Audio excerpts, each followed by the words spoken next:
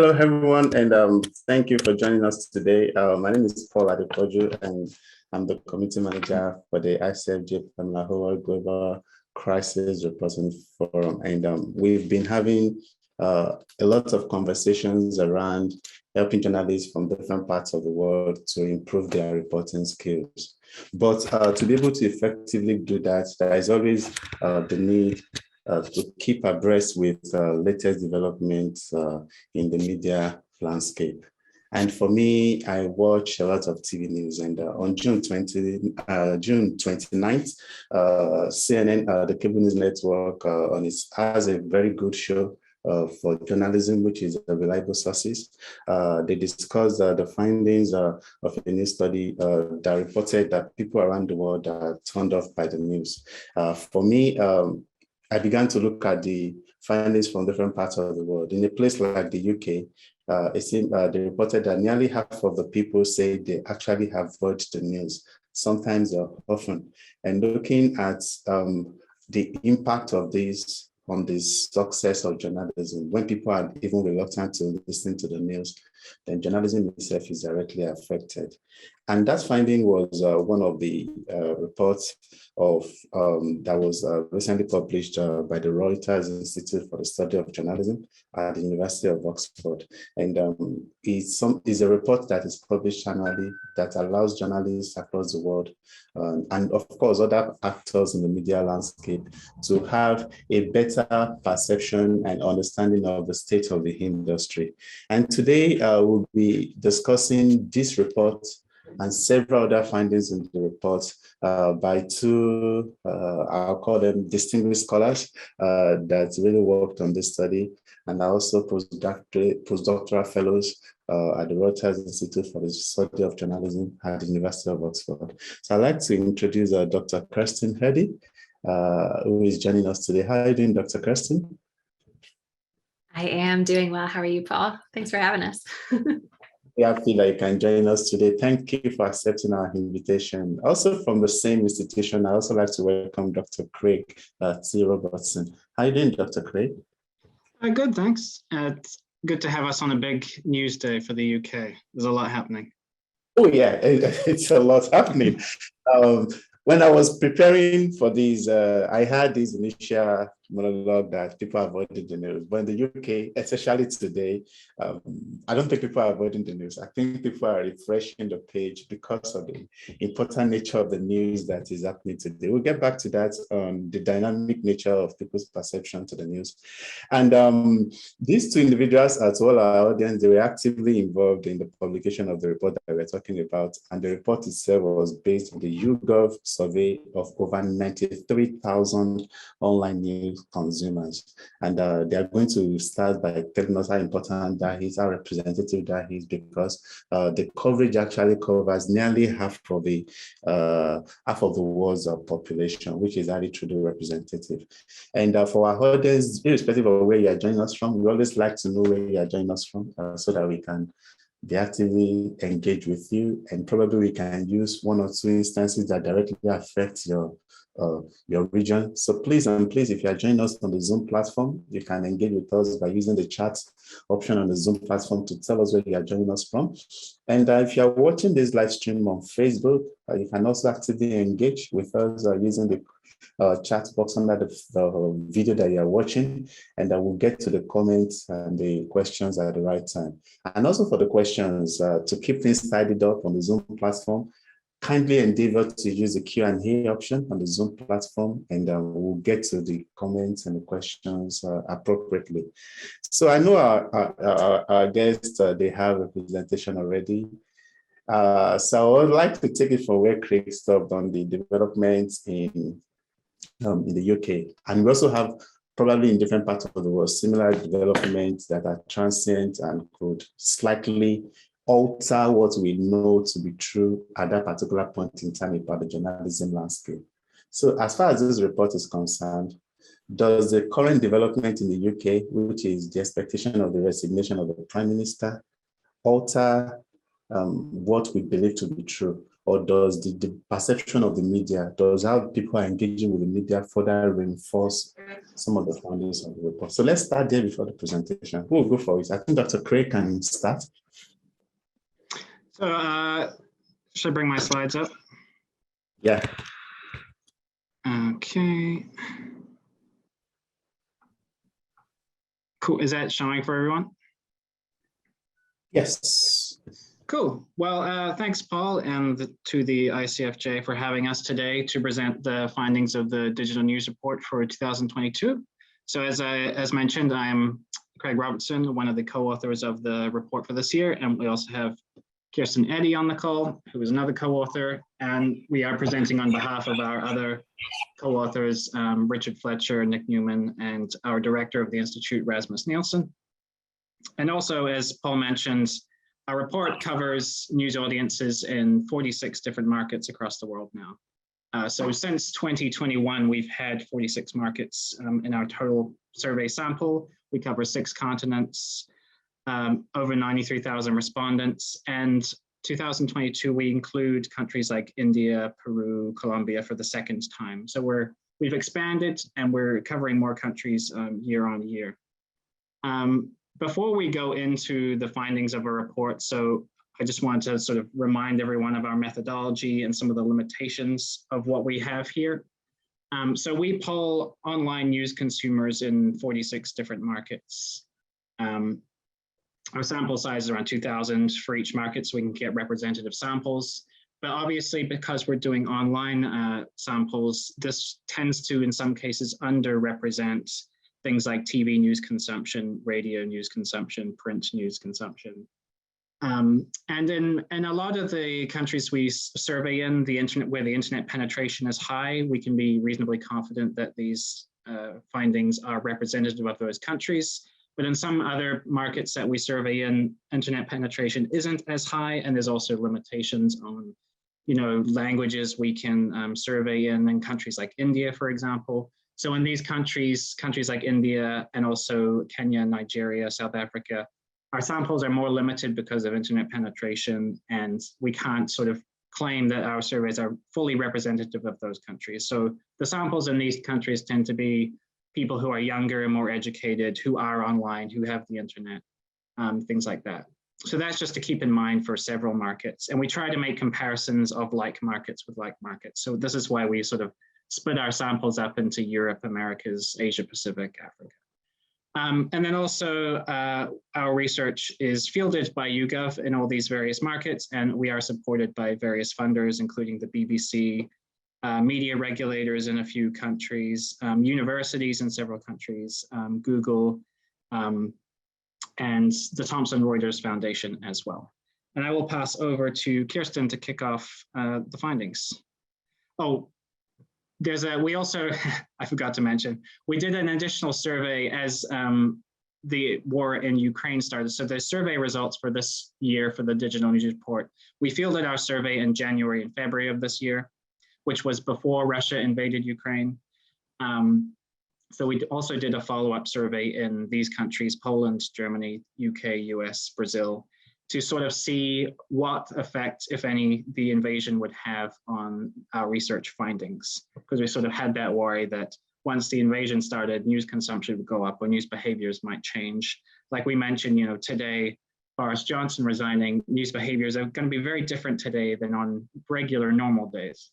So we also did a survey in these countries to sort of see how this would affect our findings. But now I'll pass over to Kirsten to go through the initial findings. Thanks, Craig. And I'll just apologize to both Craig and any listeners right now that there will be a lot of me asking to click to the next slide, which I'm sure we're all used to in this day and age. So we now have 10 years of solid data that allows us to see some of the structural changes that have taken place in terms of news consumption. And on the next slide, I'll focus first on the United States quickly. And we can see that over this 10-year span that we've been tracking, online actually is pretty flat in terms of news consumption.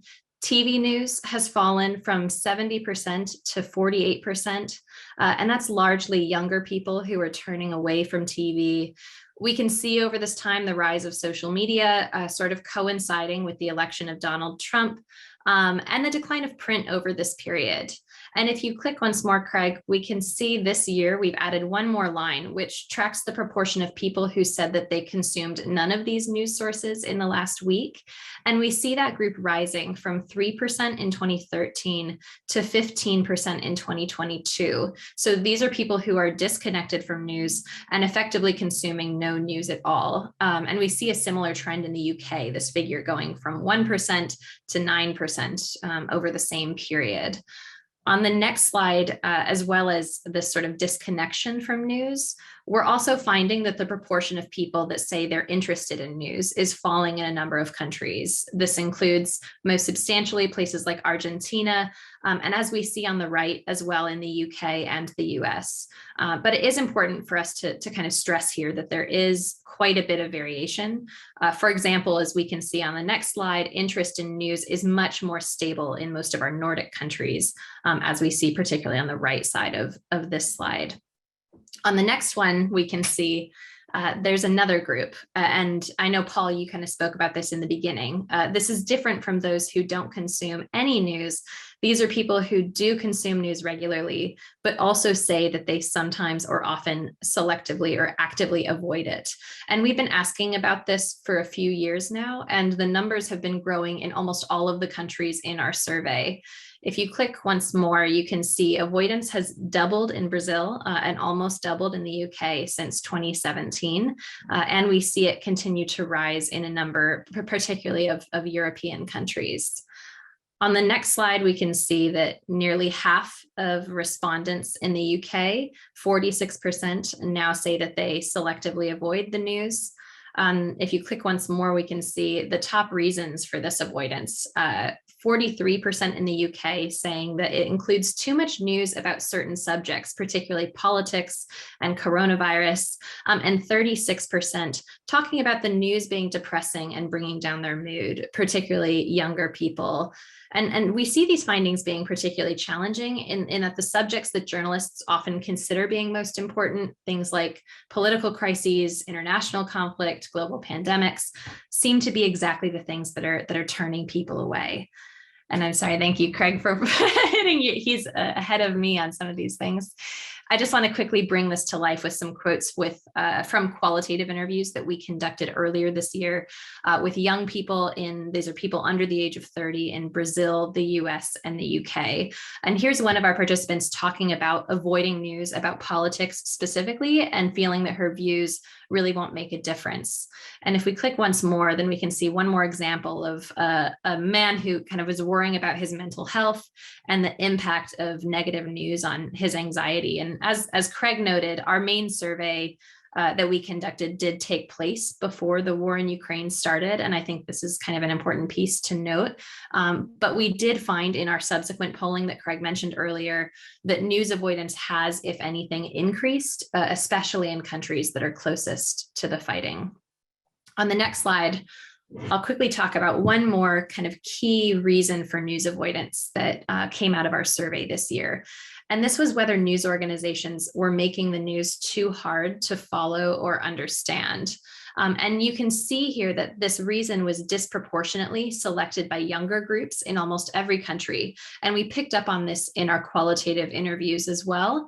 Young people may be finding the language used by journalists or the assumed knowledge of journalism too difficult and choosing to actively avoid it instead. And this, of course, fits into some of the trends we see around things like explainers, Q&As, and more accessible formats, but clearly we still have some way to go before we are bringing these groups in.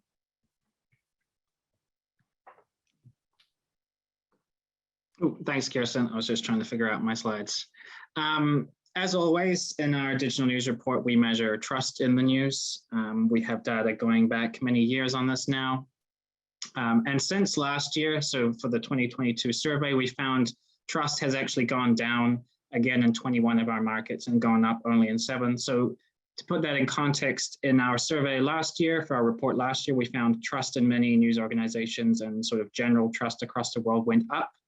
Largely, we think as a result of reporting during the coronavirus pandemic, so people turned to news sources they trusted. People's trust in news went up because they saw news outlets giving them information that was necessary for them to live, to figure out what they needed to do. But this year we found trust sort of going back down, regressing back downwards again. To give a sort of general overview picture of all our markets and where trust is, Finland still sits at the top in terms of the market where there's the highest trust in news, and that's even gone up again since last year. So it's up 4 percentage points to 69%. That's the highest level of trust that we measure. And then we can compare that to countries like the United States, which remains at the bottom of the overall trust levels and has actually gone down again since last year. So down 3 percentage points in the United States, the lowest in our survey, along with Slovakia, also at 26%. And then we have a range of countries in the middle in terms of their trust levels. Exploring sort of why trust levels look the way they do, especially in the United States, we tend to find, as is often the case, that politics and polarization are big factors driving this kind of thing. So in the United States, you have a very low general trust in the news media. And if we split trust down by people's political leanings, so whether people are, say they're on the political left or on the political right, and we look how much they trust the news media, we can see the stark difference there over time since 2015 between people on the left and people on the right. So trust amongst those on the right is very low, 14% this year. And you can see that decline that sort of started from 2016 onwards. Once Trump was elected, he started attacking the news media, calling them fake news, promoting that fake news narrative. And it's sort of potentially no surprise that this sort of rigged, stolen election narrative caught on amongst the right, because there is so little trust in the news media and more trust in people like Donald Trump. If we compare this, though, to countries like Finland, we see it's not all the same everywhere. So we do the same analysis, breaking down people's trust levels by whether they are on the political left or political right. And in Finland, we see there is more a tendency towards consensus politics, less polarization. These lines curiously sort of mirror each other, sort of showing that there is no major political division driving trust levels in Finland. There's more consensus and trust levels tend to be higher there. We also this year brought back a question asking people's perceptions of how free they thought the media in their country was from politics and from business. So here we're showing the question about how free people think the news media in their country is from political influence. And we just map Europe here, just to put things in context to make things a bit easier. We see the highest levels of perceived freedom from political influence in countries like Finland, Netherlands, Denmark, so these sort of Nordic, Northern European countries, and low perceptions of media freedom from political influence in countries like Greece and Italy. And then also in countries like Poland and Hungary, where there is increasing concerns in these places around media capture and the influence of governments over the news media. So we sort of see the political context in those countries shaping some of these numbers. We also this year decided that it would be a good idea to sort of return to examining public trust in various public broadcasters across the world.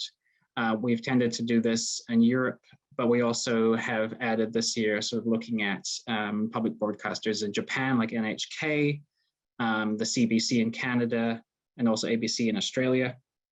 And we find generally in a lot of countries, public broadcasters are among the most trusted, if not the most trusted brand for news. But in some countries like Australia, Canada, and the UK, we find trust is declining over time.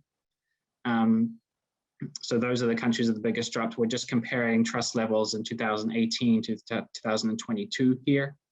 And if we examine the reasons for this declining trust, if we focus in on the UK, we can see, again, it's a lot to do with politics. So here we track how much people trust the BBC over time in the UK between 2018 and 2022. We see that overall level of trust declining from 75% of people to only 55% this year. And we see at the top there, that sort of turquoise bar, the level of distrust increasing over time. And we find that distrusting people, those who say they don't trust the BBC, tend more likely to be men, have less interest in news, lower levels of education, but they're also much more likely to be conservative voters, so people on the political right, people who support the Conservative Party, and also those who are in favor or supportive of Brexit. So we can see how political polarization in the UK has affected trust levels in the BBC over time, and it's sort of affecting the numbers that we see there. We also have been tracking people's perceived contact with misinformation online over time. So this is something that tends to be difficult to ask about in surveys, because we're asking people, have you seen misinformation? But this is sort of the best way we can do this. And we can also put it in a comparative perspective to see how people's perceptions across different markets and across different regions differ from one another. So since coronavirus has befallen us, unfortunately, people have tended to say they see more misinformation about COVID-19 over the past few years. So that's the sort of the highest rate of a perceived exposure to misinformation. But then there's also people's perceived contact with political misinformation, which tends to be lower in Europe, but higher in other regions like Asia and Latin America. In North America, we see much more people saying they've seen misinformation about climate change and immigration, immigration being one of those hot topic issues in the United States and Canada. So that's potentially no surprise. And then we see more people saying they see misinformation about products, like things like scams in regions like Latin America and Africa. So it gets to sort of these interesting regional differences in what people think they've seen in terms of misinformation online. Passing it over to Kirsten now to talk about paying for online news. Yeah, thanks, Craig. Well, we quickly wanted to kind of touch on probably everyone's favorite topic, the business of journalism. And one of the things here, we continue to track the proportion of people who are paying for online news in around 20 countries where the idea of a news subscription, membership, or donation is well understood. So here we can see, we find quite wide variation. On the left, we see a lot of our Nordic, our North European countries like Norway, Sweden, and Finland, with a really strong tradition of subscription, are at the top, along with the United States. And then on the right, we see much lower levels in places like France and the UK. And we have seen significant growth this year in markets like Germany, Australia, and Sweden, but elsewhere seems to have sort of leveled off with some declines as well. And the overall average of 17% of people paying for online news is unchanged from last year. On the next slide, we also ask respondents to tell us which brands they're subscribing to or providing ongoing donations to. And we continue here to find what we call a winner takes most dynamic, with a few big national newspaper brands who are largely accounting for a significant proportion of those paying. In some markets, we do see on the right side of this table, local news taking a bigger proportion. So over half in Norway, for example, paying for a local publication, but a much lower proportion are doing so in markets like the UK and Portugal. And in most markets, you can see in the middle portion of the table, we asked about how many subscriptions these people are paying for. The majority are paying for just one news subscription. But in places like the US and Australia, we are beginning to see more than half now subscribing to more than one publication. So that may be a combination of a national newspaper and a local one, or some other combination, maybe in the US context, maybe a news magazine like The Atlantic or an aggregator like Apple News. On the next slide, you can see for the first time, we asked about whether respondents are paying for individual journalists rather than brands. And we find in the US in particular, 7% of subscribers are paying for a newsletter, often to individual journalists who are largely operating on platforms like Substack. But just to put that in proportion, that is a small fraction of those who are paying for mainstream media brands, even in the US context. And we see largely lower numbers elsewhere elsewhere paying for newsletters or podcasts. So despite a lot of the kind of public conversation about it, we don't quite see the Substack revolution forming just yet in journalism. And sorry, back to you, Craig. Cool. Yeah, so what Kirsten mentions sort of links into another theme we wanted to explore. So this is part of the theme of, are people paying more attention to brands, news brands, like the BBC or the Guardian or things like this, or are they paying more attention to individual journalists, the kind of journalists that you might pay to see their newsletter or listen to their podcast? So we asked people in our survey across all our markets, this is sort of an overwhelming slide, but I'll explain, whether people say they pay more attention to news brands when they're online getting their news, or they pay more attention to their specific journalists. And interestingly, we find sort of this variation by country. So in a market like Finland, which has very, very strong national news brands, so all the way on the left there, you see the vast majority of people saying they pay more attention to news brands. Things like Helsingin Sanomat or O'Reilly. But on the right side, you can actually see in some markets, there is more attention being paid to specific journalists or commentators. So in markets like Brazil, people say they're paying more attention to specific people, whether they're on television or the radio or online. They're paying attention to these people. And we also wanted to explore in this context who specifically in some countries are people paying attention to. So in 6 markets, we decided to ask this question of who people are paying attention to. We got all the names and we analyzed them just to see what was going on. So this is presenting the names list from the UK. And we find that people tend to name journalists who are on television, broadcast media, these big personalities who are on these big evening shows or have their big own political talk shows. So people like Piers Morgan, Laura Kuenssberg from the BBC. And in the UK context, they tend to be white. They tend more often to be male.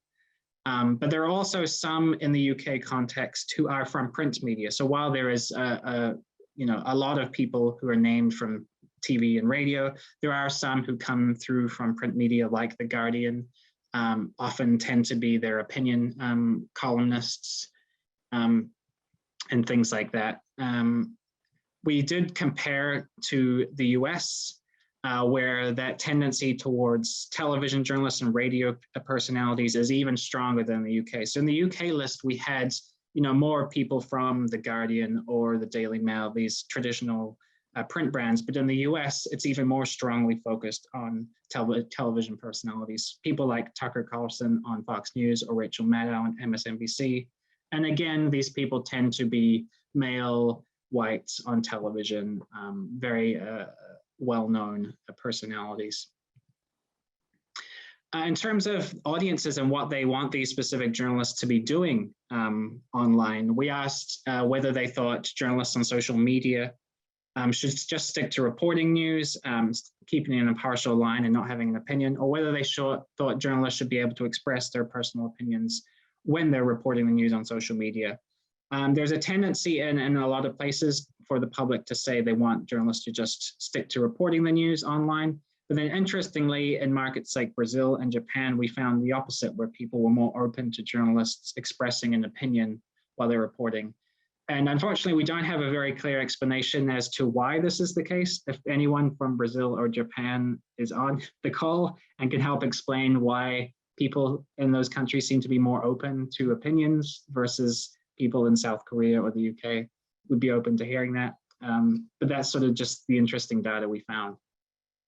And we also looked at this by age. So whether people who are younger or older think journalists should be able to express their opinions online or think they should take a more impartial view.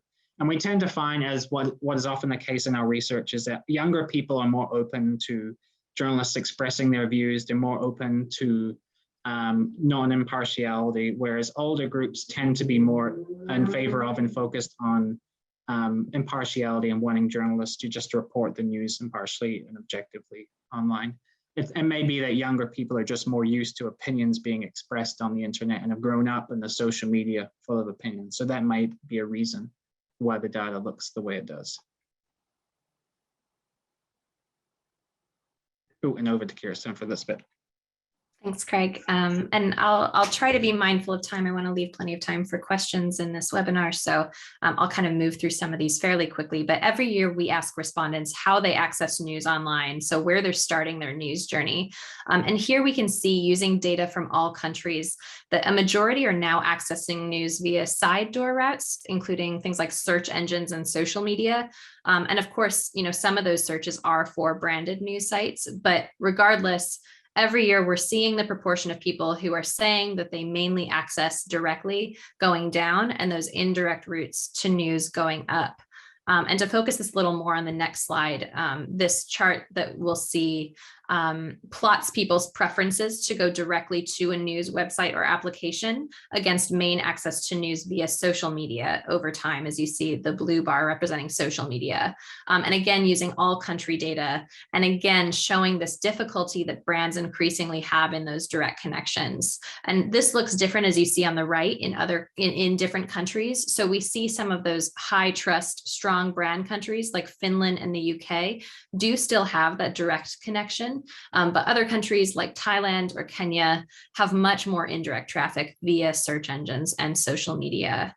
And on the next slide, we can see that much of this shift away from direct access to news websites is being driven by that youngest demographic of 18 to 24-year-olds. So what we call in our report social natives. These are people who uniquely grew up in the age of the social participatory web, in the age of social networks. And here we're looking at direct preferences in the UK, and we see that these groups of 25 to 34-year-olds and 35 and older in the top two dark blue and gray lines haven't really changed their preferences much over the last 7 years. And then as we look at the red line, as social natives come into adulthood, we can see they have a much weaker connection to brands. And one reason for that is the greater amount of time that these groups are spending within social networks and messaging apps. So on the next slide, I'll focus briefly on 18 to 24-year-olds. This is looking at the UK specifically, and the social networks that they're using for any purpose, not just for news.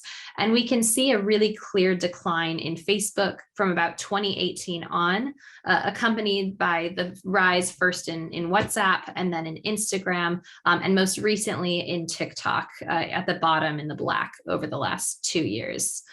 On the next slide, I'll kind of broaden this out to look at all age ranges and focus specifically on these sort of important social networks for news. And looking at these, this is a basket of 12 countries that we've been tracking since 2014. We can see Facebook overall becoming less important, while YouTube, WhatsApp, and Instagram in particular become more important. And we see that Instagram, which is the kind of pink line in the middle, is actually now more important than Twitter across these 12 countries. And again, at the bottom in the black, we see the continued rise of TikTok for news. And so while those average numbers look really small, outside of these mainly Western countries and with specific demographics, particularly when we look at younger audiences, we do see a very different story when it comes to TikTok. So to briefly dive into that on the next slide, I feel like you can't talk about young people and news consumption or social networks without talking about TikTok. It's now the fastest growing network for news, and of course received a lot of attention during the Ukraine conflict. We now find that across countries, 40% of 18 to 24-year-olds are using TikTok for any purpose, and 15% do so for news specifically. And if you click once more, Craig, we can see those figures are much higher now in Africa, in parts of Asia, and in Latin America. And clicking once more, just to bring out some of that qualitative work that we did this year again, we really hear that younger audiences are particularly drawn to TikTok's informal, entertaining presentation, talking about its addictiveness, and particularly to its incredibly addictive algorithm. But if you click once more, I think it's also important for us to note in these sorts of conversations that apps like TikTok, they're not universally loved. Not all young people are TikTokers.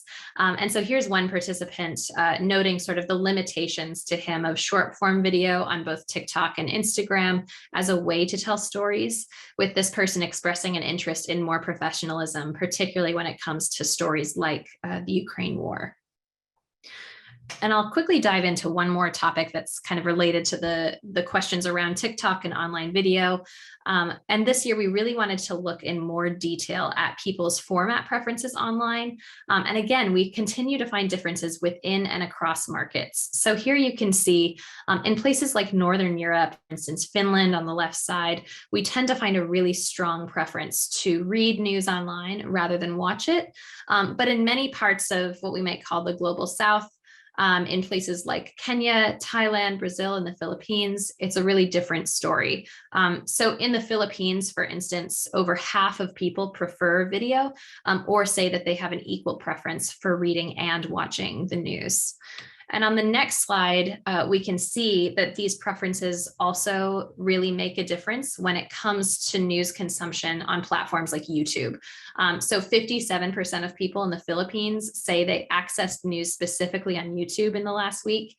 And we can compare that with like less than 10% who do so, or around 10% who do so in places like Denmark and the UK.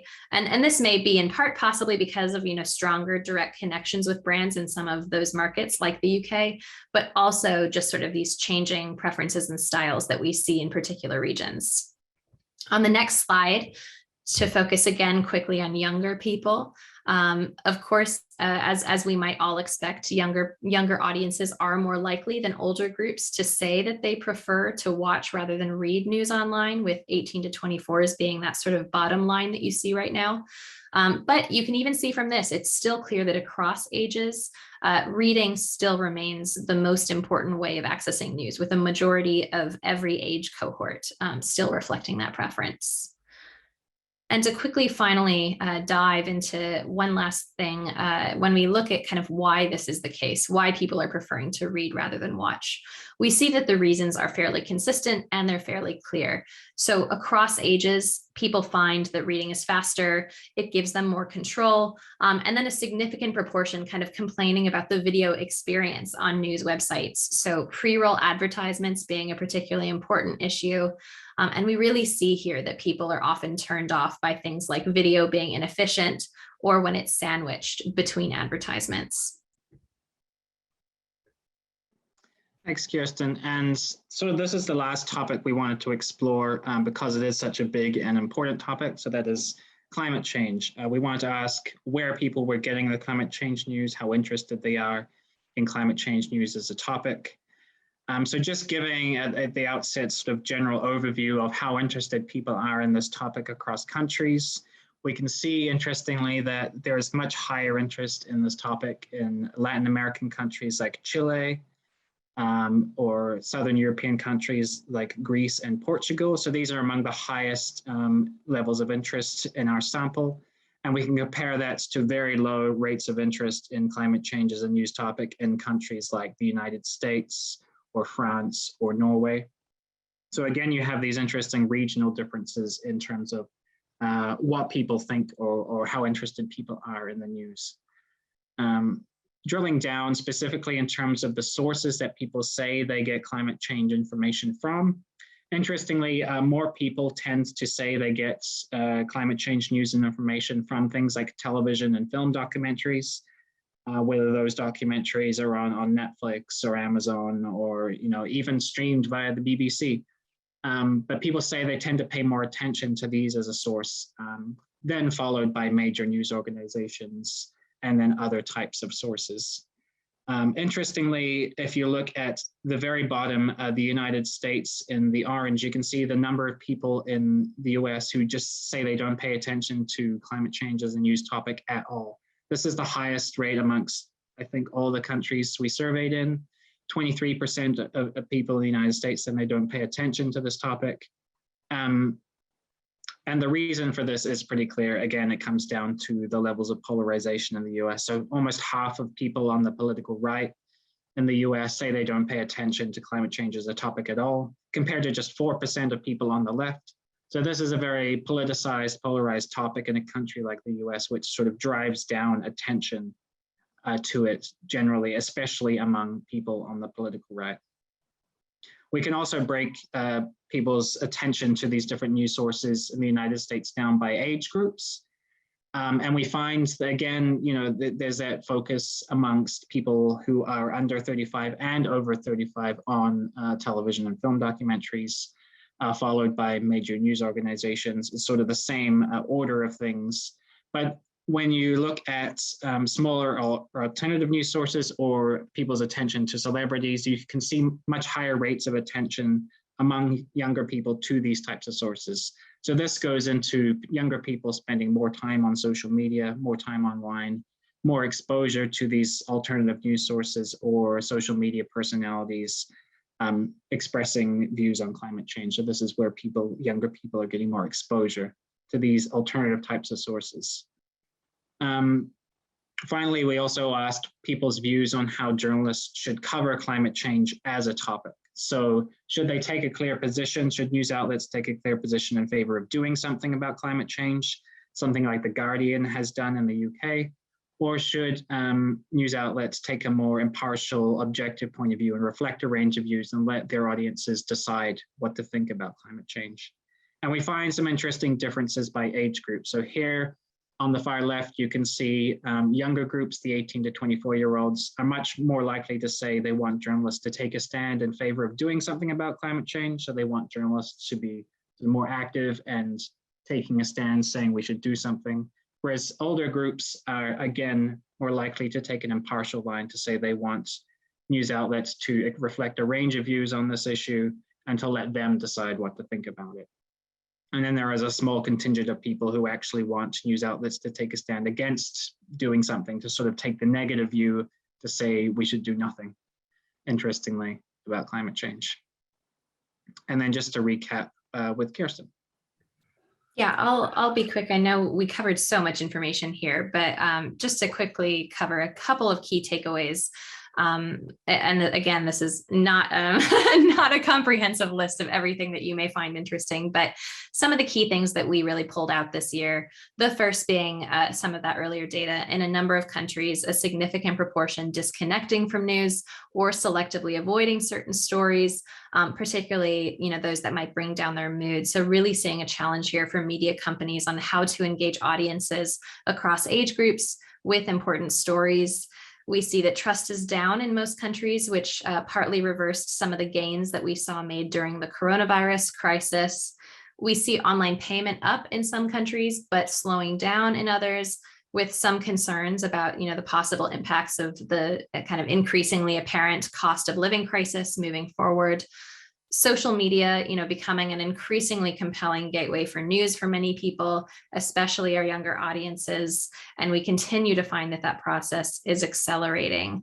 And then finally, visual social networks, things like Instagram and TikTok, continuing to rise in importance, both in general and for news consumption specifically.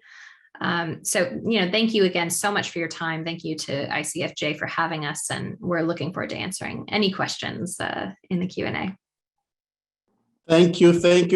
I can't thank you enough, but probably at the end of the Q&A session, I will be able to thank you enough. No, I have a lot of questions, and as you can see in the comment section, there's a lot of comments. But the first thing that jumped at me is what in my mind I described as the hypocrisy of the news consumers. On one hand, they said they are discouraged and being put off by aggressive political reporting. But on the other side, if you look at the aspect of the most popular news personalities, it's still the political reporters. So how do we reconcile that people are truly pissed off or discouraged about the news because of the political coverage, while the only people they remember, you are not remembering those individuals that are reporting science, health, are still the political correspondents. So how do you balance that, looking at it from these different angles? Who wants to go for that? I can try and provide an answer, and this, as you say, this sort of comes into the hypocrisy or the enigma of human beings in general, I think. So people being put off by polarization, the politicization of everything, wanting to avoid all this conflict in news, but then saying they pay more attention to people like Tucker Carlson on Fox News or these other personalities that have strong opinions. And I think some of this might just have to do with the kind of answers you can get in surveys is one answer. If you ask somebody, who do you pay attention to, or what names come to mind when you think of journalists you might know or have heard of, these kinds of people are going to come to mind because they are just so out there in the media.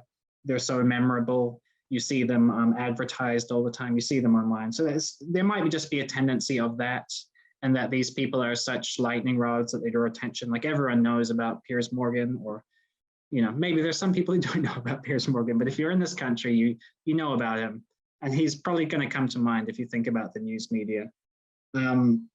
And maybe that they are playing a role in causing some of that sort of polarization and sort of wants to avoid the news because they are so prominent. So they're attractive, they're interesting, they say things that sort of draw attention, but then at the same time sort of repel you. And this is sort of a tendency we found sort of across the research, I think, this year, and that tendency of news to at one moment draw you in, and then at the next moment sort of repel you. We saw that sort of when the Ukraine war started, we saw so many people flooding in to look at the stories, to understand what was happening, but then almost as quickly sort of drawing back because it was so much, it was so terrible to watch. There were so many bad things happening that people sort of went in at the start and then drew back because it was having an effect on their mental health. I don't know if Kirsten has anything to add on the news avoidance. Yeah, I think the only thing, and I think Craig, you spoke to it so nicely. I think that the two kind of pieces that came to mind when you asked this question, Paul, for me was first kind of what Craig pointed out, which is, yeah, attention does not always equal trust or preference. And so it is important for us to kind of separate those two things in our mind. And I think Craig described that kind of phenomenon really nicely. And I think the other piece is just remembering how different so many of our markets are. I mean, largely when we're just due to coding constraints and the difficulty of combing through, as I'm sure any journalist can imagine, thousands of responses on names of journalists they're paying attention to. Some of the results we're talking about here in terms of that attention are US and UK, which both have their own very unique kind of elements of their market, whereas some of our other data is looking at merged results over 46 very different political and media systems. And so I think one kind of important thing here is, looking while we see, occasionally like a Piers Morgan, for instance, rise in interest or attention in the UK context. Many of those were also impartial BBC journalists who, are really subject to very strict impartiality requirements and regulations. And so there is kind of a mix here. But I think that Craig spoke to the kind of broader phenomenon that we're seeing very clearly. Yeah, I'll come back to a trend in the report about what seems to be the really good performance of Finland. But I think I'd like to mix it with a lot of audience questions, which we have a lot. So let's take this question from Steve Austin. Steve would like to know whether you consider querying how people might like news media to transform to better serve them. Oh, could you repeat that? I missed a bit of that. Is there any indications regarding suggestions from the audience, from the people you surveyed, regarding how the kinds of transformations that they expect from the news media so that they can better serve them and improve this trust? Oh, so what audiences think the news media can do better to sort of fix these issues? I don't know if did we explore anything particularly like this, Kirsten? I can't recall. Not necessarily. I feel like, I think that especially given the constraints of survey research, we don't often have the chance to really offer a lot of opportunity for respondents to kind of direct us toward the changes they would like to see. I'm not even sure if respondents actually know what they want to see or specifically what changes they'd like to see made in journalism. I do know that in some of our work that we did qualitatively with younger audiences, as I said earlier, in Brazil, the UK and the US, we continue to just see a lot of tensions here. I think one of the big things about younger audiences and really all audiences is it's so idiosyncratic. It is so so unique depending on that person's set of identities, the country that they're from, their level of political interest, for instance, their, the types of habits that they have. And so it can be very difficult to have these sort of one size fits all responses to improving the environment, which of course makes it, incredibly difficult for journalists and publishers to manage. Okay. One thing I can add, actually, I recalled during Kirsten's answer, is that we have this data on news avoidance and why people are avoiding the news. So people saying they're avoiding looking at the news because it's depressing, it's overwhelming, there's too much of it, it's difficult to understand. And I guess these sort of implicitly point to things that journalists and the news media could do, to make news feel more helpful or better for people's lives. You don't really want to go in every day and read a bunch of terrible things and then not know what to do about it, if anything. This is why we see sort of this tendency or this trend towards news that's more explanatory, explaining what's going on, and then also potentially offering solutions to these problems. So here's a big problem that we've identified. Not just leaving it there in terms of the reporting, but also saying, here are things that could be done to fix this problem that we have identified as the news media. Because as sort of journalists tend to focus on terrible things that are happening and pointing out problems, like here's some corruption, here's murders happening, here's terrible things. But when you leave it at that, it sort of leaves the audience itself thinking, oh, well, there's a bunch of terrible things happening. I don't know what to do about this. It makes me feel bad. It makes me not want to consume this. So potentially there is a way to sort of help audiences by bringing in journalism that's more helpful to people's lives, what people can do about these things, how they can address these issues. And then, on the other side, if news is difficult to understand, having journalism that's more easily understandable for people may be something that can help bring people in. So there are these kind of things and sort of the implicit things that could be done based on the reasons people are avoiding the news. Thank you. There is this question around, okay, for our audience, I can take one or two persons to come live. So if you have a comment or a question that you would like to ask live, just raise your hand and I'll activate your mic. So there's this question around audience preference of where to get their news from, whether it's TV, whether it's via reading. So I saw this very interesting question regarding probably the inclusion of audiences that also use both. We have some people that will still watch the TV and still read.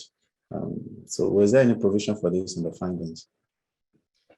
Yeah, I mean, and Craig, you can let me know if I miss anything here. I think one of the important things to note about just kind of the structure of our results is that we ask this in kind of two separate ways. We first ask about what sources that they're using, what formats they're using to consume news. And so that can be kind of a select all that apply situation. And then we ask what their main source is. And so I think that we kind of have these two kind of key pieces with the understanding that, yes, of course, every person is going to kind of supplement, pull from different sources in different types of ways. I am happy to, and Craig can as well, speak to some of maybe some of those overlaps or interesting kind of demographic groups, but we do have the kind of separation of both their primary source, the one they see as their number one, as well as kind of the both and variety of sources and formats that they're using. Yeah, Craig? Yeah, I guess I will add to that. There's this preference that people have for reading the news, as we mentioned, online, being about the control that they have. And there might be something here about this format preferences and people wanting to go online or wanting to read their news, things like this, about in general being about the control that people have over media. Traditionally, if you pick up a newspaper, you only get what's inside the printed pages. That's you have the level of control is at the printing side. What they print is what you get, and that's what you read. Or on linear television, if you've got to watch a broadcast from 6 p.m. to 7 p.m., you have no control over the content that is watched or is presented to you, and you sort of just have to sit there and watch it. But as the world has become more digital, more online, I think people have become more focused in their habits on things that they can control and they can decide. So I want to read this article from this website, then go to read this article from this website. I can choose if I even want to watch a video or you know, this kind of thing. So I think these format preferences are in many ways being shaped by people's desire just to control their own media diets and what they can find, that kind of thing, I think. Yeah, let's talk about Gen Z. It's a fascinating generation. Come when you began to, I think I like showing everyone what I'm doing in the back end. Let me show you what I'm doing. I'm on TikTok. It never occurred to me that you can actually prefer TikTok for news. So here is TikTok on my laptop, and I'm beginning to realize how realistic is this. So for you to say this is where you prefer your news to come from, that was what I had on my mind. But when I got here, I actually saw that the transformation, the movement is already happening with major big news outlets. If you search for news on TikTok, these are the top accounts that you'll see. ABC News already has like 4.5 million followers on TikTok. Sky News has 1.7 million followers. And it's increasingly, as you can see, ITV, just 6 hours ago, this post has 221,000 views. So it seems as if the switch has already happened. And my question is this: for many of the news outlets, it used to be experimental. Let's experiment how to use this platform. Do you still think we are still at the experimental phase? Or this trend and this shift, the impact of Gen Z in redefining how journalism is practiced is here to stay, and our mind has been made up on the next level regarding having access to news content. So let me start with Dr. Kirsten. Yeah, I think these are some really good questions, and I think some things that we've been thinking over as we talk about, you know, the role of TikTok, and I think short form video more broadly. I think one thing I kind of want to preface this with before diving into sort of the kind of question about, you know, what phase we're in terms of how news organizations are involved in this, is also just kind of keeping in mind.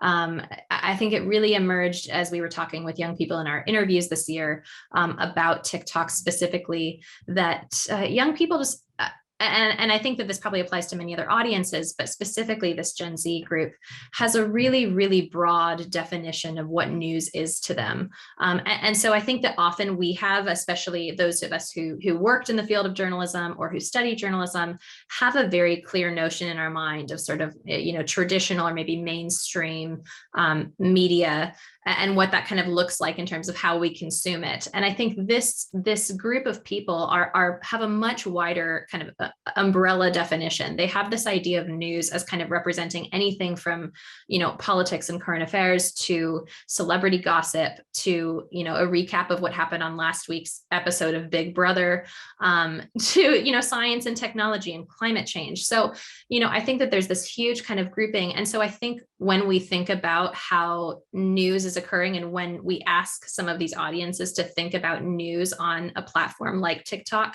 it's really important to keep in mind that, like, this isn't simply just them engaging with a formal news outlet, participating on this, but also getting all of this sort of incidental or intentional news exposure from a variety of people. But I think to your latter question about, you know, what kind of phase news organizations are in, I mean, I definitely think, and I'll be interested to hear Craig's thoughts on this. I personally believe that we are kind of far past this experimental phase. I mean, I think at one example, you know, BBC was quite late to the game when it came to TikTok, only joining, you know, in the midst of the Ukraine war, and some of the rationale that they gave for that was, you know, not wanting to invest, you know, kind of time and attention into what they weren't sure, you know, might be just a fad. And weren't sure kind of fit the kind of needs of maybe traditional and hard journalism.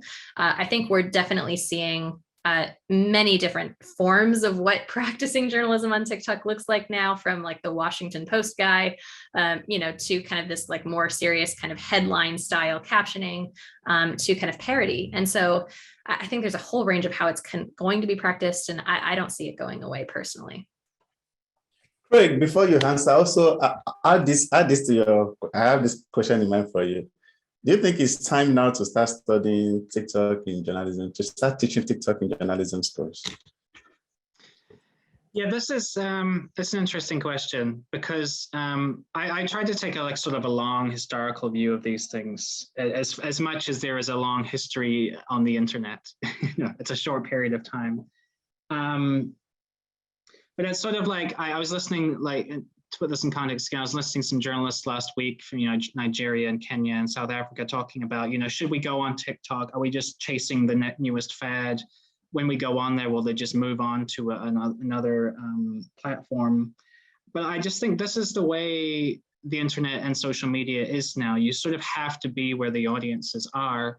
And if you want to reach young people, this is where they are. And they might move on to a new platform once you go on there, but this is just, I guess, what you're going to have to do, because this is how to reach people. And if you don't reach them on TikTok, you might not reach them at all. And I think, one of the rationales that the BBC potentially gave for going onto TikTok was, we need to be like I don't know if they would use this word, but like a voice of reason in a way, or to be on the platform to provide the correct and reliable information that potentially is not being circulated by other people. Because these platforms obviously have problems with misinformation.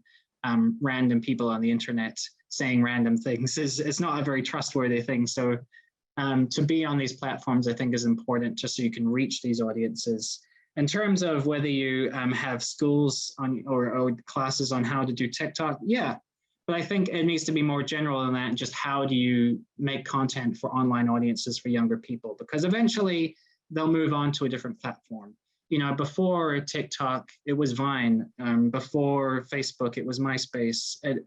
It'll keep changing and evolving over time, and people will move platforms. Facebook will, everyone will eventually, potentially, this is just my point of view, move away from Facebook, and then they'll move to Instagram, and everyone will move away from Instagram to something else. There'll be ebbs and flows in these platforms, and what survives and what dies. And making content specifically for particular platforms, you're going to have to conform to that platform's sort of way of doing things. There's a way that videos are done on TikTok. Yeah, so you'll have to learn how to do that. But also important to take a wider view of where these things are going, and just how, in general, how to make engaging content for a younger audience on social media, I think is the more important thing than the specific platforms. Yeah, why Gen Z is disrupting everything and trying to probably, Stella, probably I said you also go on TikTok. Okay, why the Gen Z is disrupting journalism with this TikTok and new media preference? In countries like Finland, Norway, and Sweden, there seems to be some stability regarding how they access their news, the trust in the news industry, and their willingness to still pay for news. We can talk about these European countries having a lot of things and similar. Do you think these practice, how things are structured in these countries, are the best way to ensure the survival of journalism as we know it? Or are these structures that are in place in these countries also prone to destruction? Yeah, this is interesting. Sort of wondering what lessons you can learn from the Nordic countries, and whether it's something you can emulate or whether it's just something you can't. I don't know if I have a clear answer, because in some ways it's sort of, the answer is it's about sort of the uniqueness of the Nordic countries like Finland, sort of the luck that they have. They're bound by languages, which means if you produce all your news in this one language, you're going to have a captive audience that speaks this one language, like Finnish, So you have that sort of bounded media space, which allows you to reach a defined, definite audience. And I think there are some sort of cultural elements in there. These strong reading cultures, these cultures of buying newspapers. There's, they're much less polarized, much more agreeable, that kind of thing. So there might be some sort of cultural element there that helps prevent some of the negative side of the polarization, reducing news consumption. There's sort of the strong attachments to reading the news and consuming news in a cultural sense, but I don't know if you could distill that and emulate that somewhere else. It's kind of difficult when you start talking about culture and things like that and how to export that somewhere else. So that might be something that would require a much sort of deeper study into why the Nordic countries are the way they are and whether you could do that somewhere else. But there are certain things like having a lower polarization. And of course, these are wealthier, better off countries with, what you might say are fewer general social issues. So you can have more consensus and there's sort of less negativity going on, that kind of thing. But yeah, I don't know. It'd be nice if we could somehow distill the essence of what makes news work so well in Finland and sort of drip that everywhere else. That would be nice.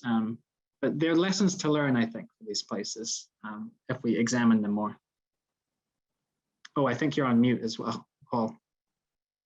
Yeah, I also like us to talk on this. And also, are there any issues that regarding the media industry that this region also, the audience in this region are also concerned about, that they also disagree with the media?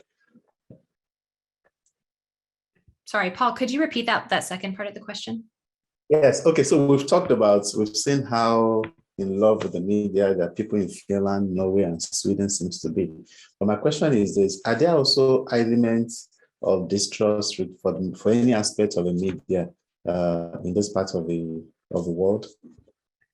Yeah, I mean, I think that I don't have a lot to add to Craig's response. I think it is really kind of captured what we're seeing there and sort of just the difficulty of, in his words, kind of exporting some of these trends to, entirely different contexts.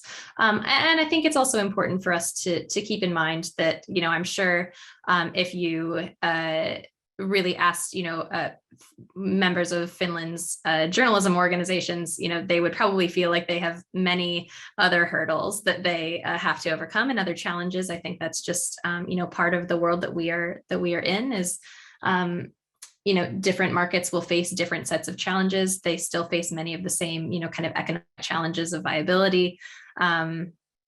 And so, no system is perfect. And we do still, while trust is high in some of these countries, we do still see slow decreases over time. They're just not as remarkable. And so I think it's important to see that, like, largely some of the trends that we're seeing across markets still persist in these markets, just to lower degrees.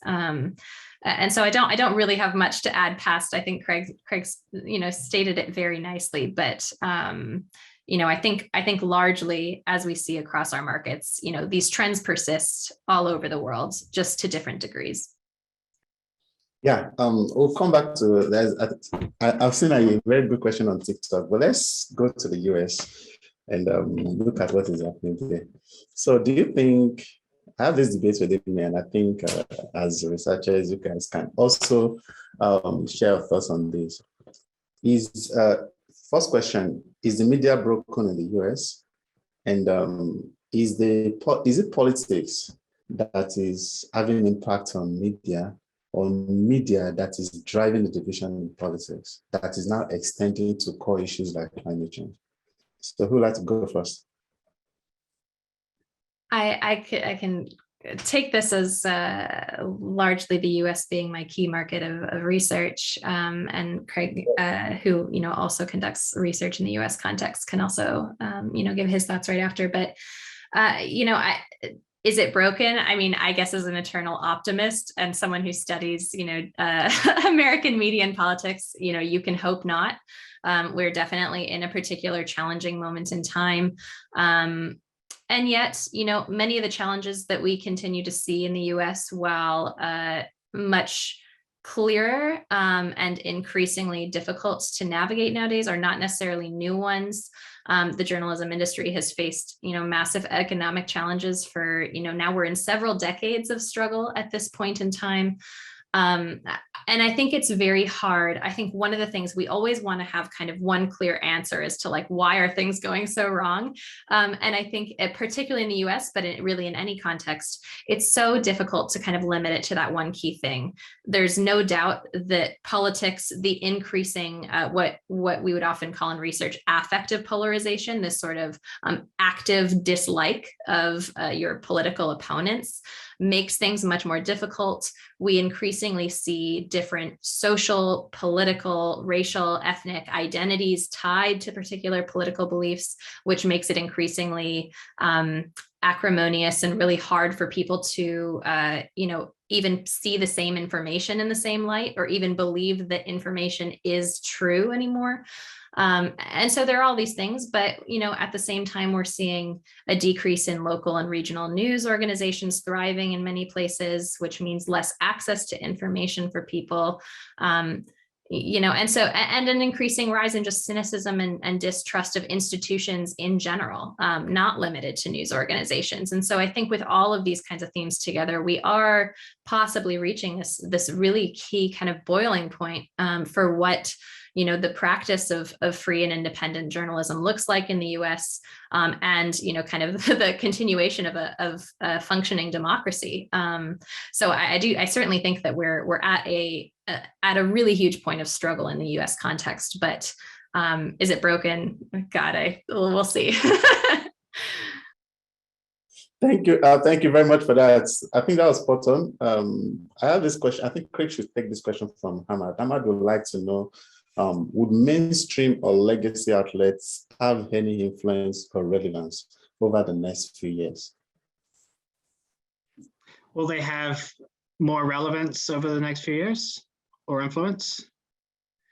Yeah, I think they will. They do right now. There's a perception just because there's so much going on online on social media that they don't, but these sort of mainstream centrist, well-used brands are the mainstay of people's news consumption. They continue to be and will continue to be. And I just think people need to be reminded of that. And those outlets themselves sort of need to take that and run with it in many ways if they want to combat things like misinformation and polarization, to make sure they earn the trust of these audiences that do pay attention to them and continue to earn that trust and forge that relationship with them. But, these major news outlets, like the BBC, are extremely well used and continue to be trusted and will continue to have relevance. We're not seeing sort of an overwhelming flood of alternative news sources taking everyone's attention away. People still, in general, across most countries, tends to focus on a small set of very well-known brands, which in many ways is a good thing if you're thinking about access to quality, accurate information. I can see Kirsten nodding agreements. Any addition? Should we go straight to the next question? The only thing I would add to that is really just kind of an example of where we see this most clearly. When we were conducting our research on 5 countries in the wake of the Ukraine war, I think one of the key kind of findings that we see there is really a return or a turn for some who weren't actually relying on mainstream media sources as frequently to mainstream sources when they wanted information, when they kind of hit this need to know moment of information about the war in Ukraine. So I think that's just one very clear example of the trends and themes that Craig pointed out. Yeah, thank you. So there's this question regarding when you were discussing misinformation, somebody asked whether you also considered disinformation. Did you separate these two somehow very similar terminologies? So what can you say about that? Disinformation and misinformation.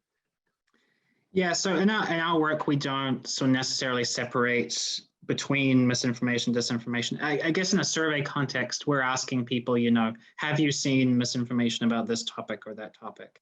And that's sort of the limit we can get to in terms of that, because we have to sort of ask it within people's understanding of, people might not even understand what misinformation is. And then if we're trying to distinguish misinformation from disinformation, it gets very complicated again.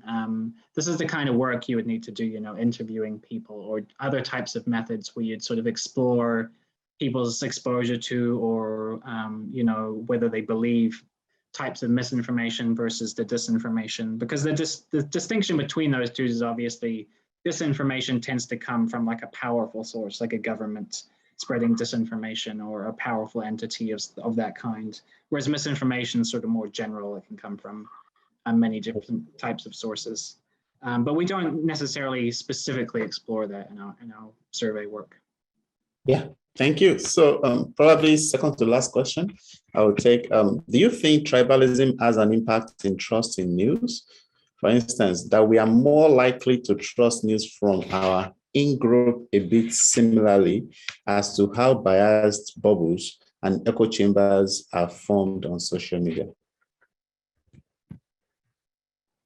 I think Craig, go for it. Well, it goes to sort of the general trends I pointed out in the presentation itself, and sort of the differences you see in trust amongst people on the left versus on the right. This sort of goes into that tribalism of people distrusting the media because they think it's all liberal or left-leaning. If you're on the right in the United States, you sort of take on that tribal view of the media is against my team, therefore I won't trust it. And you see that happen in many contexts, and it can be tribal by a political party or political allegiances, and it is affecting in many ways trust in the media. And I guess in this, a lot of the time, in many ways, the role of political elites does get ignored in this and driving that tribalism. People like Donald Trump or Erdogan in Turkey or Duterte in the Philippines, driving that sort of tribalism and encouraging distrust of the media, which can get concerning in many ways, which makes, when you put it in that context, the US in terms of its tribalism and distrust isn't alone in the world, with political leaders actively calling for distrust, creating that tribalism and attacking the news media. It's happening in many countries in concerning ways that we see in our research. I don't know if Kirsten has anything to add, but. Okay. I think Kirsten, this mic is also okay. There is this, I'll take a number of comments and that also with a few questions around TikTok. Docker's right, TikTok is really on the rise. Shambo right, this is quite enlightening because in Botswana, to be specific, TikTok is not used for news, but rather for video creation and distribution. And we do not have, the other thing that is not used for news in Botswana is YouTube. We do not have YouTube news channels by journalists because of lack of funding, but it would be a safe way to run away from government media. Sharon writes, I'm Kenyan and I've tried to check for news on TikTok and all I see is entertainment. So this is knowledge acquired here, very enlightening. And there is a question that I would like you to take, which is on monetization approach for TikTok. Let me see where's the question. Lots of questions are still coming in. Oh, yes, this is a question from Adriana. Adriana writes, what monetization trends are you seeing on TikTok? Has it reached a maturity level to be considered a revenue source or just a platform to get awareness?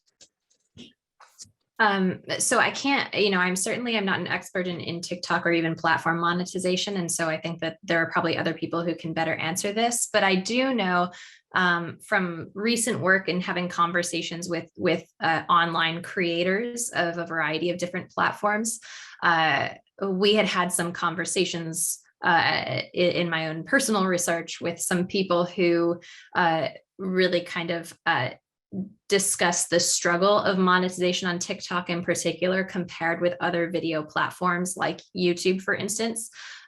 There is increasingly a struggle to make money on TikTok. A lot of the policies that are in place right now for monetization per view are drastically lower than many of the other platforms in which these creators have kind of become accustomed to making a living wage on, and don't see that come out in the same way on TikTok. So I do know that even past journalism, monetization on TikTok is a problem. It is something that creators are, actively discussing. There are a lot of questions right now as to kind of how viable that looks moving forward. And I imagine that TikTok will need to, at some point, kind of address and really reapproach its monetization of creators. So, I don't think this is necessarily specific to journalism. I don't have, unfortunately, answers of the kind of key trends I'm seeing of monetization. I don't know, Craig, if you do, but it definitely, it's an important problem, on any of these new platforms as they emerge. Great.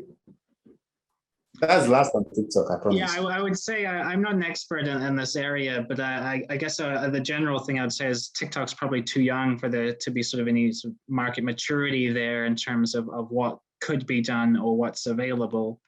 I would say from a news outlet point of view, it's not going to bring in money or a lot of money for a news website, but it is going to do that thing about branding and awareness, especially amongst younger people. Younger people might not even know that your brand exists. Honestly, if you're not a sort of major one like the BBC or the New York Times, they might not know that you exist. So just being on these platforms, while it's not going to necessarily make money directly for you, it should sort of play that role in making people aware that you're there, and then people can come to you for the information they need. I think that's sort of an important role that TikTok can play for news brands in creating that awareness, trying to establish that connection with younger audiences who either won't consume news at all unless you try and help them consume it, or that don't know that your brand exists because they just have such a disconnection from the news. Do we have time for 2 more questions? Okay, quick one. To what extent does or doesn't quality journalism sell news services? Oh, I think I missed the last bit of that. To what extent does or doesn't quality journalism sell news service? Is this in the chat? Sorry, I'm missing. The question has to do. Okay, yeah, Kirsten. I see I understand the question. I'm not sure if I am quite following exactly what they're hoping to know. So I just don't know if I can give a good answer based on the information I have. Yeah, I think it's about monetization, whether good journalism is transforming into good monetization. I mean, that would always be the thing you'd hope, Good journalism is the stuff that gets paid for. But I guess you just have to convince the audience or whoever you're trying to reach that your content is trustworthy and worth coming back to. And that's the thing. It's about building relationships, which is hard to do in a sort of disaggregated online world where there are so many things going on and so many people creating different content. That's the eternal struggle. Yeah, I agree with you. Like Kirsten said, the goal is that good journalism would also have good monetization strategies so that journalism can continue to survive. So on the last note, from your personal perspective, what do you see these reports, the implications and the insights that these reports provide regarding the future of journalism?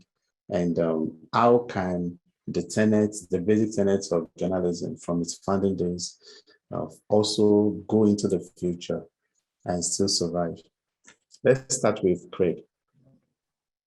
This is the big philosophical question.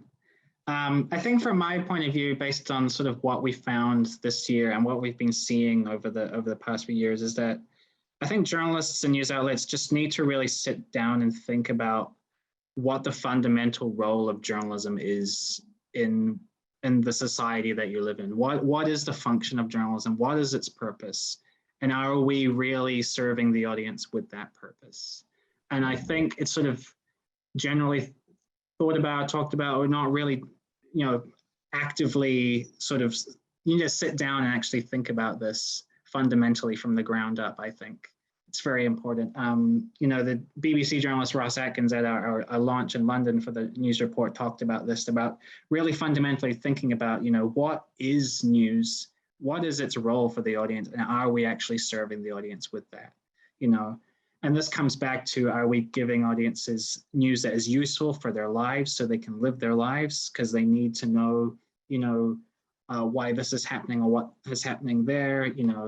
During the coronavirus, we saw this, and we saw sort of in many ways the fundamental role that journalism can play in, telling you, can I go outside today? What are the risks from the virus? Where can I get a vaccine? Where is the virus flaring up?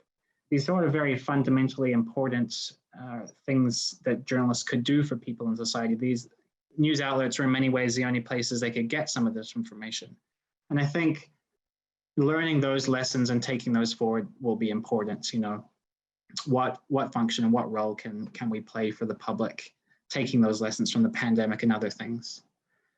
That's what I think is sort of the future steps. Kirsten? Yeah, I think Craig made some great points, and I agree on all fronts. I think the pieces I guess the first to sort of add to his point is, I think from a kind of individual brand or maybe individual journalist perspective, really thinking of that value proposition. And I think Craig kind of speaks to it in the broader sense of kind of what is our role here and what's our intent? What are we offering, or what services are we providing, and are we doing it in the way that we hope? But I think there's also this kind of second, like, content specific question of like, what are the audiences actually paying attention to of what we're doing? Where is our like attention and energy going? And is that even being reflected in what audiences are paying attention to? I think one of the things when we talk about, for instance, the rise of TikTok, I think one of the things I wouldn't want to come out of at least my own perspective on this is for every news organization to feel like, everyone should be on TikTok now, because I don't think that that's the answer. I don't think everyone flocking, to every news source is often the best use of every brand's time. And I think that when we look at various news organizations, each of them has a different value proposition. Some of that may be grounded in, for instance, like a really clear, attentive focus on really like public service oriented journalism that focuses on public affairs and politics, et cetera. But there may be some that like offer a different sort of value proposition. And we see, sort of niche brands that offer really specific technical expertise or really fun news stories, also having value. So I think it's not just limited to, how are you serving, or what kind of role or function are you playing in society, but also like what specifically is your brand offering? Is it resonating with people, and where should you direct your attention? And I think the last thing that I would want to say is just that I think a lot of times, and particularly this year, given some of the more concerning elements we see around avoidance, a lack of interest, et cetera, some of these things, unfortunately, just don't have fixes. These are not all journalists' fault. This isn't the media failing. And I think one of the things that I really take from this report is not that it's about like, what are journalists doing wrong? It's not about, like, what are the kind of quick fixes that we can make to bring trust back in or to bring attention back in. Some of these are just that, we are in a particular like moment in time in many societies that are grappling with issues, massive sets of issues with government. We see, wars waged across the world. We see massive amounts of inequality. There's a lot of really important things going on. And I think journalism, plays a really important role in kind of helping us navigate that world. But, it's not all on journalists' shoulders entirely to fix every problem. I agree with you. And on that note, I'd like to thank our incredible guests today, Drs. Kirsten Eddy and Craig Robertson from the Reuters Institute for the Study of Journalism at the University of Oxford. When I'm on the road, that institute is really high on my list of places to visit and engage. And thank you very much. I really appreciate you for your contributions. Hopefully, I hope you'll be able to share your slides with us, because I've seen the request among the participants. And if we can do this, I can also pass it on to the participants. And for our participants, please, for you to be able to get insights, resources, and several others around this presentation and more, I encourage you to join our Facebook forum page. We have a very thriving group that has thousands of members, and it will be really good for you to be part of that group. I've already put the link in the chat box. Just click the link, request to join, and I really admit you to be a member. And we also have lots of resources for you as journalists that you can access through the International Journalist Network website. So just go to hygnet.org to access these resources. And to know more about this forum, please visit the International Center for Journalists website on www.icfj.org and check out the forum under the Our Work subpage on the website. So many thanks for Kirsten. I really went beyond the upper limits of the time allotted for this. So thank you for your patience. And to our audience that's waited to the end of this session, I hope you've been inspired to adapt to the change and probably not adapt to what may not be changed, may not be necessary for you. Like Kirsten said, it's not everybody that should be on TikTok. I thought I would create a TikTok page myself, but based on Kirsten's advice, I'll stick to writing and to hosting this webinar. So thank you very much, everyone, and enjoy the rest of the day. Thanks, Paul. Oh, thanks for having us.